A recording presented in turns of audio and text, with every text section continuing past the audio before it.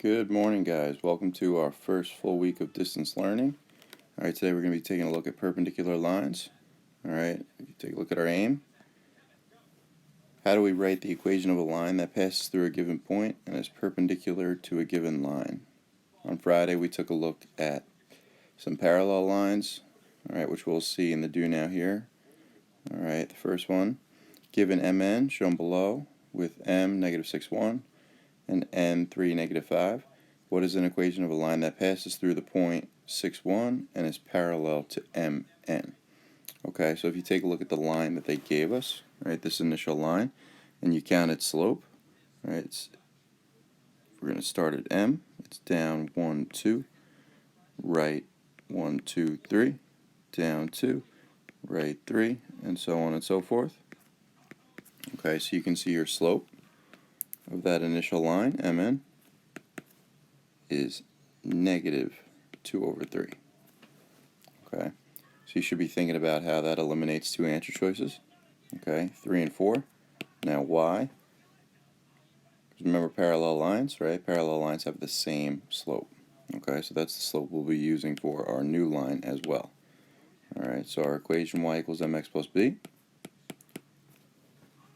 Alright, we have the slope, okay, and for x and y, the point we'll be using there is the point that they gave us in the problem. We know that this line has to have a given slope of negative 2/3, and it has to pass through the point 6, 1.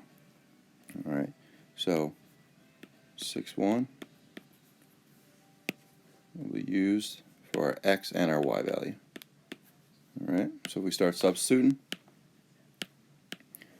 Alright, y is equal to 1, m is equal to negative 2/3, x is equal to 6, and we'll have a new y-intercept. Same slope, different y-intercept. Start simplifying. 1 is equal to negative 2/3 times 6. Alright, you can throw that in your calculator if you'd like. That comes to negative 4 plus b. Inverse operations.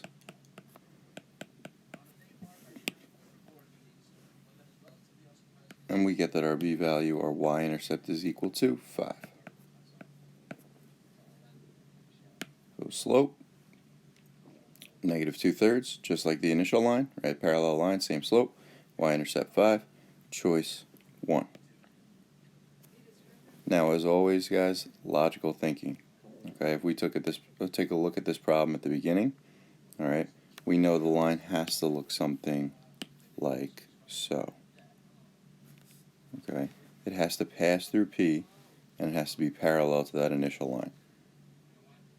Therefore, right, slope has to be negative. All right, any line that looks like that, slope is negative. That would take away choices 3 and 4.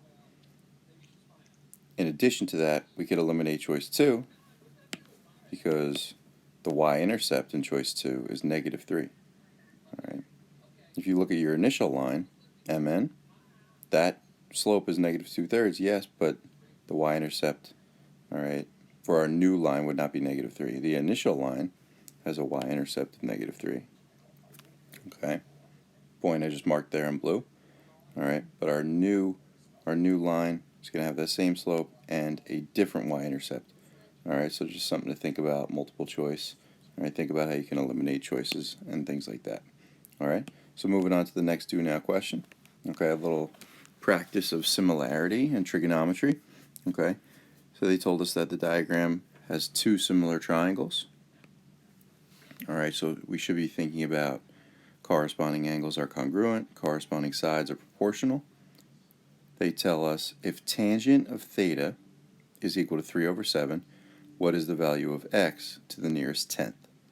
If they give you a trig ratio, like tangent of some angle is equal to 3 over 7, remember they're actually giving you a ratio of side lengths.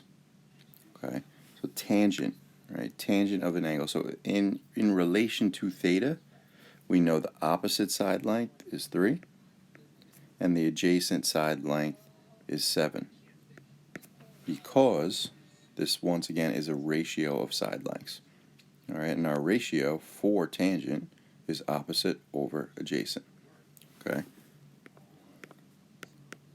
SOHCAHTOA, always helpful to write out. Alright?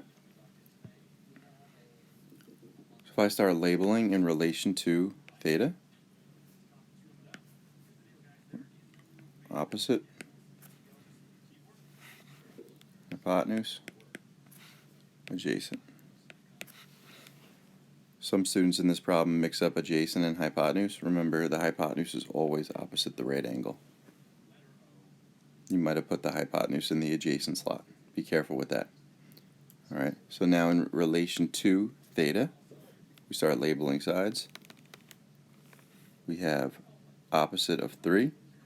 Alright, so this side length is 3. And our adjacent side length is 7. Remember, we have similar triangles, so our corresponding side lengths are proportional. Now it's just a matter of setting up a proportion to solve for x. Triangles are similar. We can set up a proportion of the side lengths. So the side lengths 3 and 2.4 correspond to each other. So I went the bigger triangle over the smaller triangle, and remember those side lengths correspond. So bigger triangle over smaller triangle is equal to the bigger triangle 7 over the smaller triangle x. Remember, 7 and x correspond to each other. 3 and 2.4 correspond to each other. 7 and x correspond to each other. They would map onto each other through some sort of sequence of transformations. From here we'll cross multiply. 7 times 2.4. Alright, 3 times x. Followed through with solving. Alright, we know 3 times x is 3x. That's equal to 7 times 2.4, which is 16.8. Divide by 3 on both sides. And we've isolated our variable. X is equal to 5.6.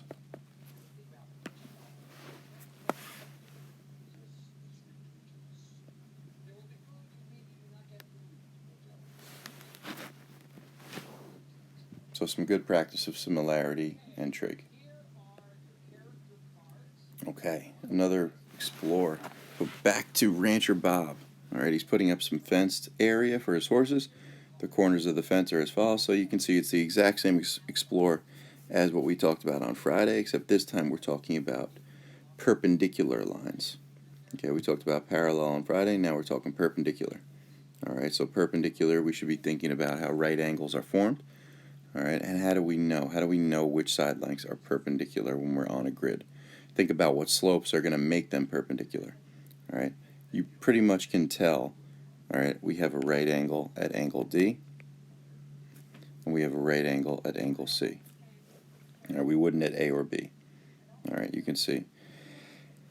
So what makes them perpendicular? How would we prove that if we were on the grid? Okay, well, it goes back to slope. Alright, our slope of dA, which we talked about on Friday, but let's take another look, would be, remember, just pick any 2 points that are on dA. Alright, it'd be down 2, right 1, down 2, right 1, for a slope of negative 2 over 1. The big idea for today is, well, what about the slope of DC? The side length that is perpendicular with DA. Right, the slope of DC, if we pick any 2 points that hit the corner of a box, I'm going to start with point D, alright, and just kind of identify another point that hits the corner of a box. It would be up 1, right 2, up 1, right 2, up 1, right 2, up 1, right 2, for a slope of 1 over 2. Okay. So what makes these lines perpendicular? They form a right angle. Alright. And when we're on the grid, we really want to pay attention to their slope.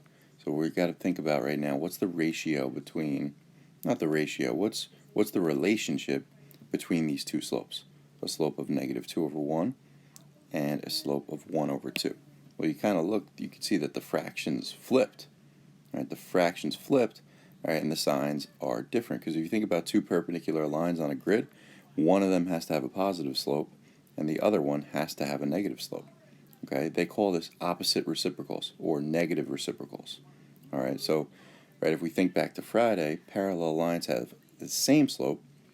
Perpendicular lines have slopes that are opposite reciprocals. So that's what we're going to call that today. All right. Let's fill this in.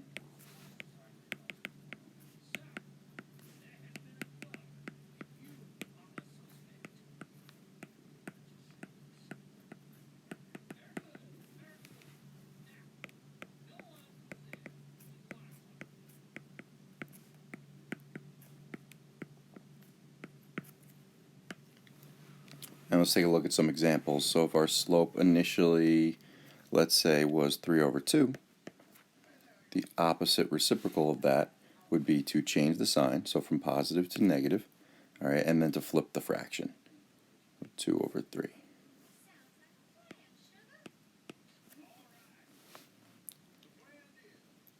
If the slope initially was negative 4, the opposite reciprocal of that would be 1 over 4. Right, because any whole number, like, or integer really, negative 4, it's over 1. Okay, so the fraction flips and changes signs. Okay, and we'll look out throughout the lesson. We'll see a bunch of examples. All right, let's say 2 more. All right, the slope could start as 5. Okay, the opposite reciprocal, right? Flip that fraction. Remember, that's over 1. So flip it to 1 over 5 and change the sign. So opposite, right? Change the sign. Be negative 1 over 5. All right.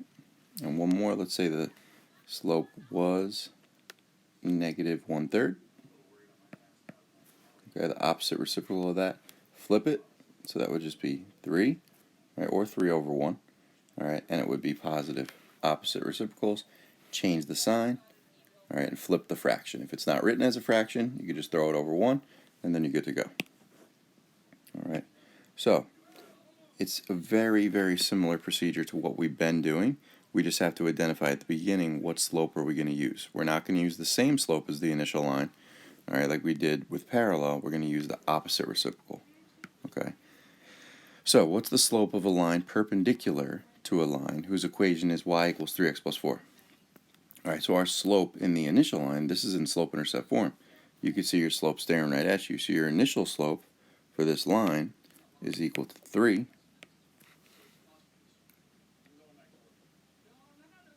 Okay, pay attention to this notation here. Your slope that is perpendicular to that, okay, look at that perpendicular symbol. Your slope that's perpendicular to that is equal to, we'll flip that, right? 3 is over 1. Okay, so flip to 1 over 3 and change the sign to negative.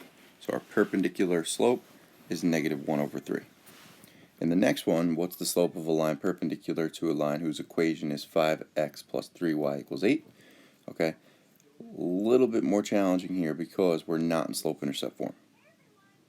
Our y value, right, is not isolated. We can't see the slope necessarily unless we graph it.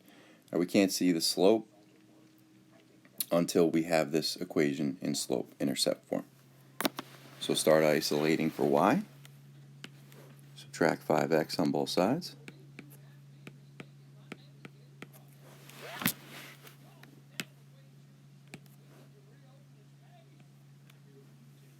We're left with 3y is equal to, we want to write the x term first, so negative 5x plus 8. Continue isolating, which means we're going to divide 3 throughout, get y by itself, divide by 3, divide by 3, divide by 3.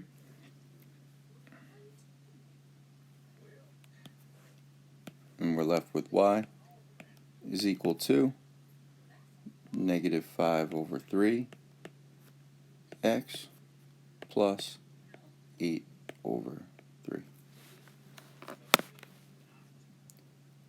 Now if that was something like 8 over 2, we would simplify it to 4. All right, 8 over 3 is going to come out to some decimal. All right, we're not going to simplify that further. You can just leave it. So your initial slope, the slope of the original line,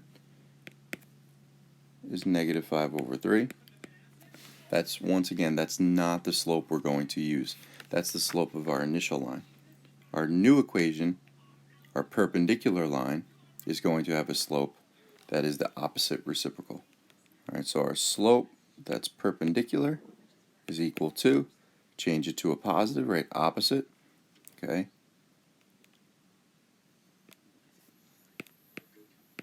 (3 over 5). We flip the fraction, and we change the sign. So that would be the slope that we would use when we go throughout and solve. Let's see how an example may look where we now have to take it a step further and actually find the equation. Alright, so example 1. Write the equation of a line perpendicular to 6y plus 18 equals negative 5x and passes through the point negative 1, negative 2.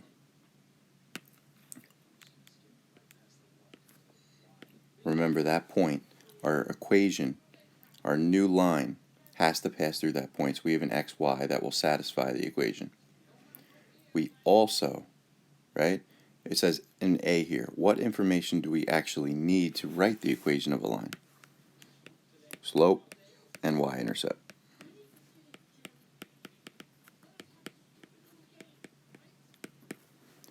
B, what do we know about the slopes of perpendicular lines?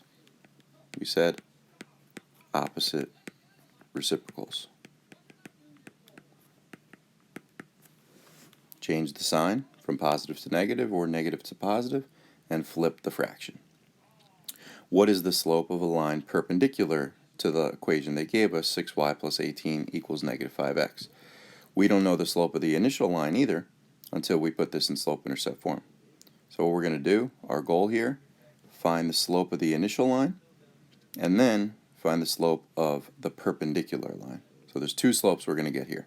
Slope of the initial and the slope that we're ultimately going to use, all right, because that's going to be the opposite reciprocal. So isolate y.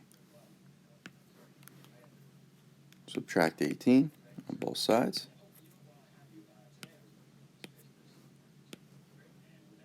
We have 6y equals to negative 5x minus 18. Divide by 6 throughout.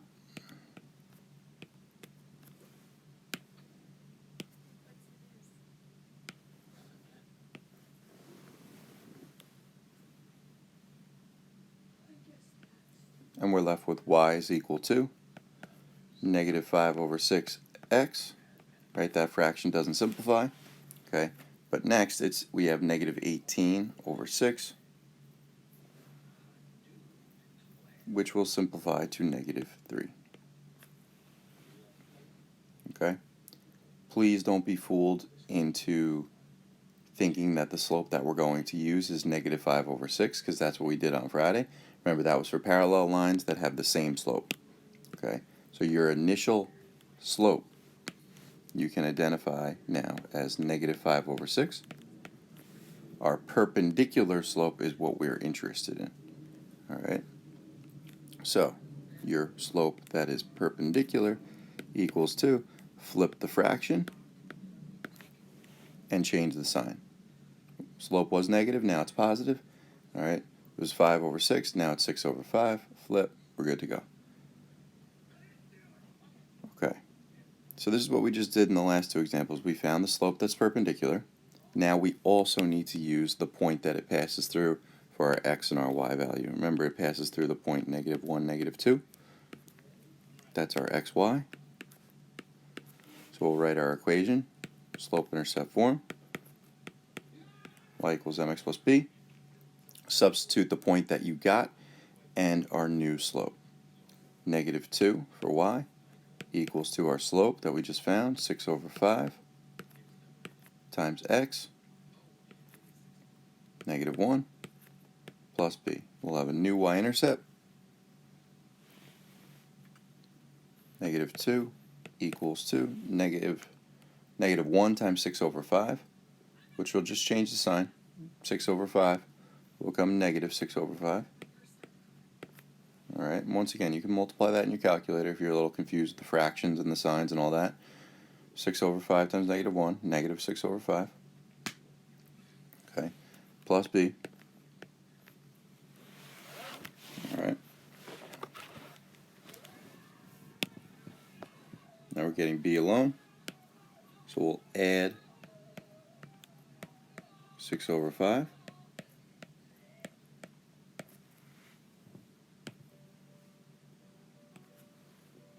We get that our b value is equal to, now it's negative 2 plus 6 over 5. I'm going to GeoGebra myself.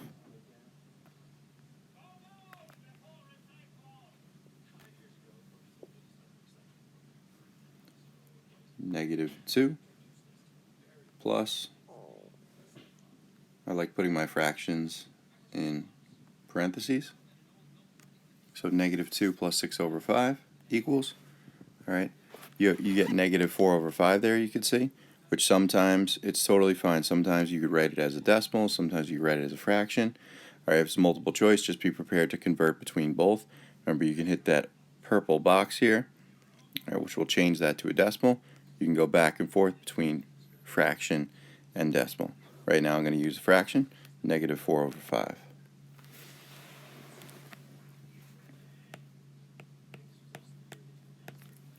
Alright, and our final equation has the slope we found, our perpendicular slope, y is equal to 6 over 5 x minus 4 over 5, the y-intercept. Okay, so I really don't want you to overthink this and get overwhelmed by any means, because it is the exact same procedure we've been doing. However, one extra step, really, from when we get our initial slope, negative 5 over 6, and change that to the perpendicular slope using opposite reciprocals. Flip the fraction and change the sign, and then go through your normal substitution process, find your new y-intercept, and that's it. Alright, we'll do one more together, example 2, and then you'll complete 3, 4, 5 on your own in OneNote.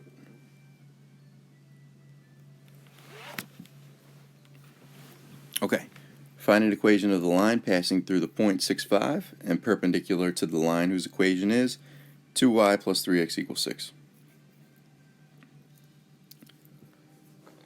So, we have an xy. It has to pass through that point. We need m as well. Once we have x, y, and m, we can find the new y-intercept. So in this initial equation, let's find the slope. Isolate y. Subtract 3x on both sides.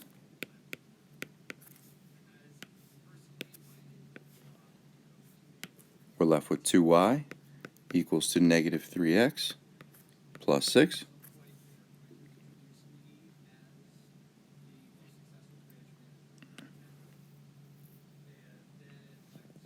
Divide by 2 throughout.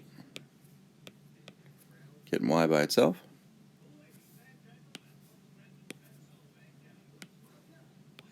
We're left with y is equal to negative 3 over 2 x plus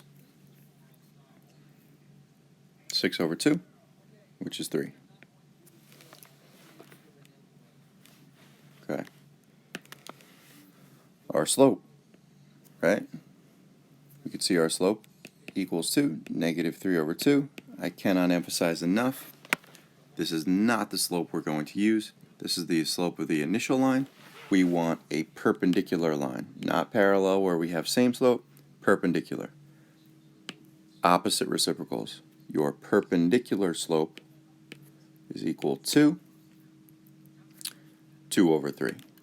We flip the fraction and we change the sign. The initial slope was negative, our perpendicular slope is positive. Now we're going to substitute into y equals mx plus b. For y, we'll use 5, part of the point they gave us, equals to the slope of 2/3. We just found the perpendicular slope, times x, part of the point that they gave us, plus b.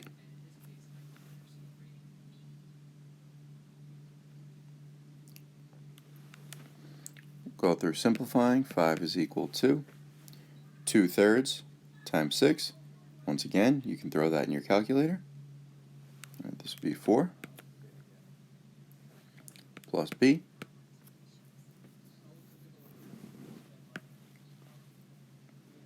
Subtract 4.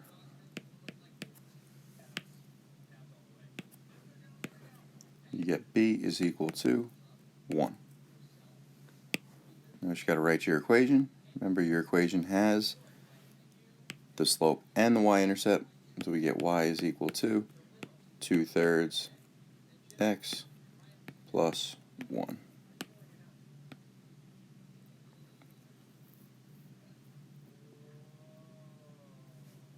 And I just want to really pay attention to the fact that our initial equation had a slope of -3/2, and our new equation has a slope that's the opposite reciprocal for 2/3. Okay? What I want you to do is think about this in terms of GeoGebra as well. If we were to graph these two lines, how they would look. Okay? The initial equation, y equals -3/2x plus 3. Let's graph it.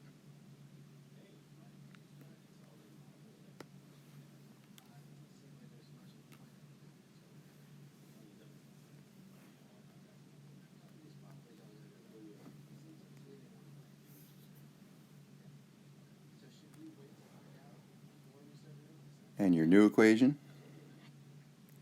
2/3 x plus 1.